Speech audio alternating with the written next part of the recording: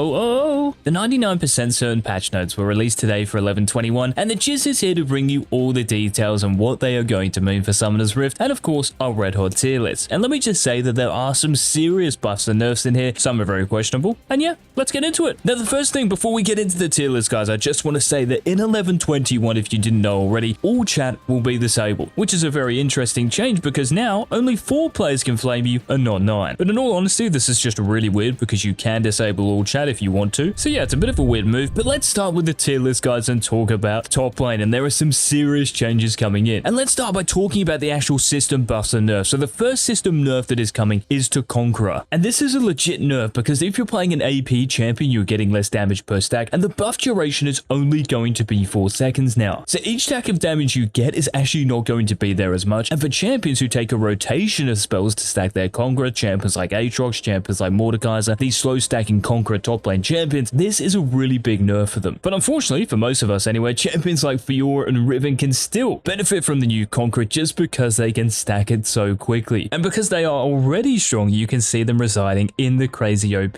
tier for another patch. Now, a couple more overall top lane changes for 11.21, guys. Gore Drinker is getting a big nerf. So what's happening is that the slash damage you get from the active, this is now being based off your base AD, which is a huge change and scales a lot worse just because your total AD is always going to be more than your base AD. And mid to late game for champions who do build Gore Drinker like Riven, like Fiora, like Set, and they're also removing the base health regeneration for Gore Drinker too, but they are giving you 8% Omnivamp in return. Now this will be really good in the late game as well, but again, because of that AD nerf in the active, there is no doubt that some of these Gore Drinker champions, especially the ones who aren't as OP as Fiora and Riven, will suffer from this. And the other change we have to talk about for the top lane, guys, is to Strikebreaker with the active damage, again, just like Gore Drinker, dealing damage based off your base AD.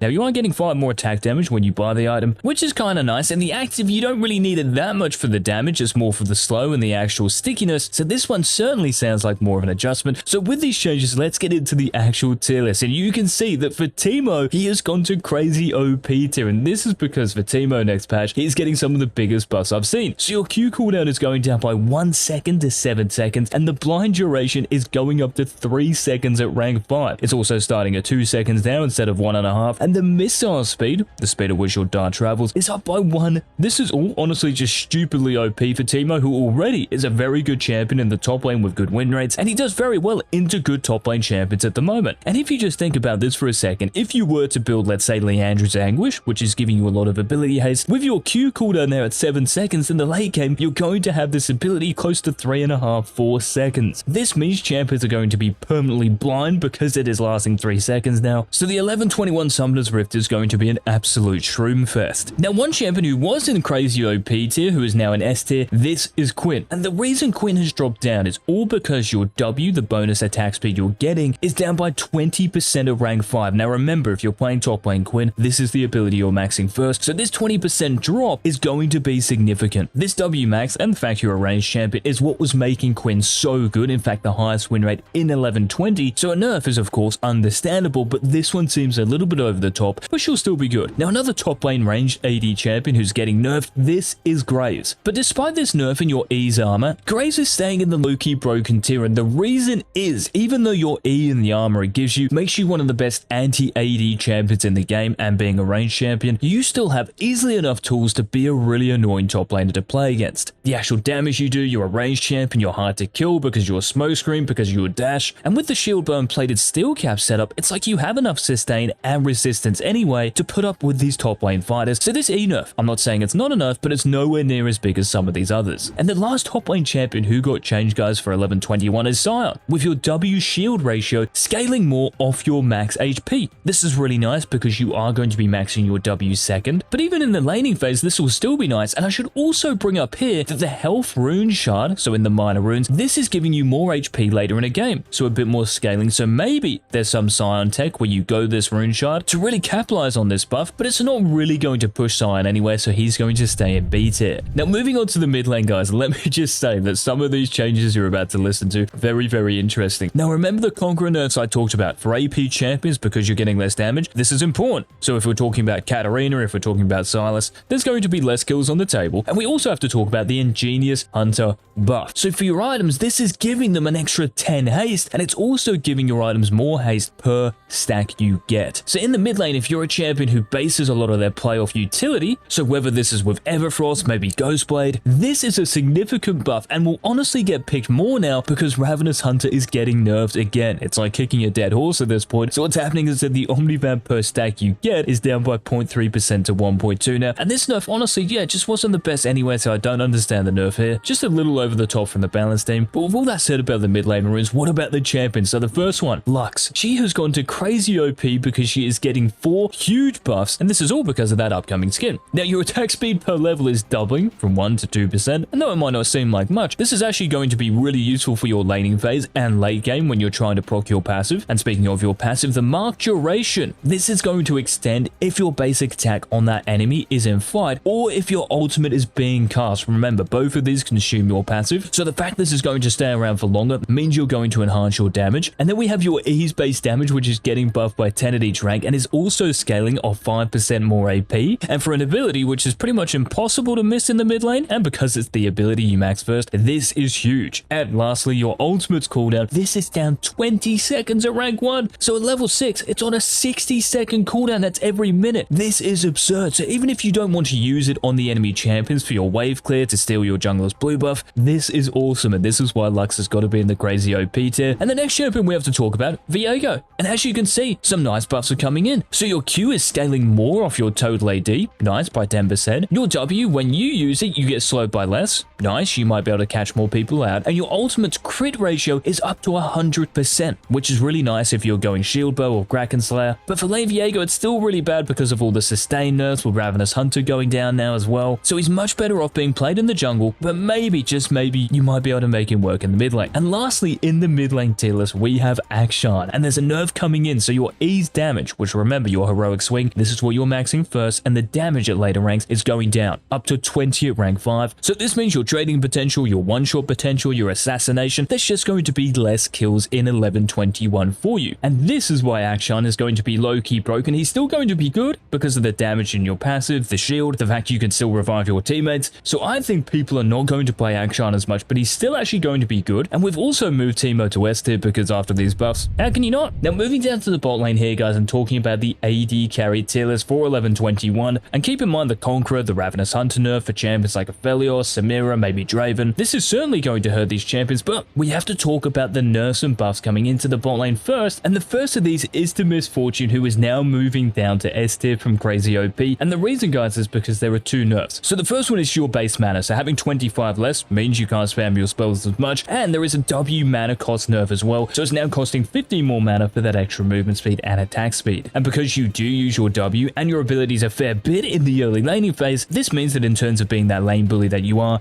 just going to be less of a bully. Now, will this mean you have to go Essence Reaver or Mana Mune first? Probably not, because if you do manage your mana well enough, you shouldn't have to. And whether you're running Presence of Mind, Biscuits, Mana Flow Band, whatever it is in your runes, you should still be able to navigate your way through the early game. And remember, Miss Fortune's damage is still going to be the same. So if you are going Lethality and Miss Fortune, which is very popular at Worlds at the moment, these nerfs really could be a lot worse. And another crazy OP champion, guys, from last patch has also moved down to S tier, just like Miss Fortune. This is Karthus, and your ease passive is just giving you less mana back when you kill an enemy, whether this is a minion, an enemy champion. So it does mean in the mana department, you have to think a little more, so if you have to last hit minions with your auto attacks instead. But to be honest, Karthus is still going to have a very similar impact, and this is certainly not a reason if you were playing Karthus in the bot lane before not to pick him again in 11-21. And we have 2 more big changes, guys, we have to talk about for the bot lane tier list, and the first of these is coming to Xayah. And because Xayah is getting buffed again, she's actually moving from C tier to B tier. Wow! So you're getting 5 more movement speed, and your Q's cooldown is going down at later ranks, down by 2 seconds at rank 5. And these are certainly nice buffs, don't get me wrong. But buffing your Q's cooldown, which is the ability you max last at the moment, this doesn't actually really do that much because you are going to max it last. Now, will it mean that you have to max it second or even first? Probably not still, because your Blade Caller is so important. And despite getting more movement speed, which is going to help with your survivability, the major problems for Xayah still exist. You're a short range AD carry in a meta where dying is very easy, and your ultimate is still on a very long cooldown. So despite these changes, you're still going to probably die an awful lot, but they are kind of nice, and this is why Xayah is B tier. Now, the other champion in the bot lane who is getting buffed in 11-21, this is Jinx, which is nice because it's just here in time for Arcane, but these buffs, guys, you see on screen are actually huge. The fact you're getting more attack speed from takedowns now is huge. Your Your snowballing in fights is going to be out of control. Your E's cast range being a little higher is nice, and this will allow you to chain CC, caught enemy champions, and it's also useful for your own self-peel. And your ultimate's cooldown is down by 15 seconds at rank 1 and then 5 seconds at rank 3. So at level 6, the Death Rocket is going to be on a 75-second cooldown. That's almost as OP as the Lux change, and these changes are pushing Jinx with Swain into crazy OP tier. This is how good I think they're going to be. So if you're going to play an AD carry next patch, guys, Jinx is for sure going to be that pick. Now let's stay in the bot lane, guys, and just talk about the support changes. So first up, we have the rune change to Guardian. So the shield is actually getting nerfed by just 20 across the board, and lots of champions are playing Guardian in the bot lane. If you're playing Braum and Enchantress like Nami or Lulu, Healer Engager like Rakan, it is used a lot. So this nerf is probably warranted, to be honest, but in the bot lane itself, there aren't really many changes to supports, so the tier list is largely the same. But of course, we have to move Teemo up. He's now in B tier because your blind is lasting 3 seconds now at rank 5. It doesn't matter if you're 0-5 or 0-10, this is going to have a big impact in teamfights. And also, because of all the Lux buffs, this has moved her into A tier as a support. It's going to be very annoying to deal with the extra attack speed, more ultimates, your E damage, everything is going to be super annoying. And the last tier list we have to talk about, guys, for 1121 is of course the jungle. And apart from the champions I mentioned, there are no actual changes to junglers. But because of the buffs we've already mentioned, Viego is going to low-key broken. Even though Conqueror is getting nerfed and he is a bit of a shade of his former self, you can still stack Conqueror really quickly on Viego, and because of that extra AD you're getting, I just think it's going to be really underrated. And we talked about Graves earlier, guys, and for Graves, he's moving down to B tier. Because the armor is getting nerfed in your E, you're going to take more damage from your camps in those skirmishes and those scuttle crab fights, so it's going to be a little bit harder to carry games. But you probably also notice as well, the Karthus has gone from A tier to low-key broken, and this is because he's getting nerfed. I think lots of people are just going to overlook him in the jungle role, but because you should always have your blue buff, the mana change isn't really going to impact Karthus in the jungle, and he's already doing so well anyway. And the last little shift you can see in the jungle is Mordekaiser moving from B tier to C tier, simply because of the Conqueror change. It's just going to be so hard to stack now, and you're just better off picking someone else. So those are the 5 tier lists, guys, for 1121. Let me know in the comments your thoughts. Please remember to like the video if you did enjoy it, and also remember to check out the GameLeap website on your way out. Links in the description and comment section. If you want to perfect your team fighting, your CSing, if you want to become the best player you can be, you have to sign up and get access to our exclusive videos. Up to 20 are uploaded each week by our challenger players and coaches around the world. And until tomorrow's upload, this has been the Jizz. Thanks for watching.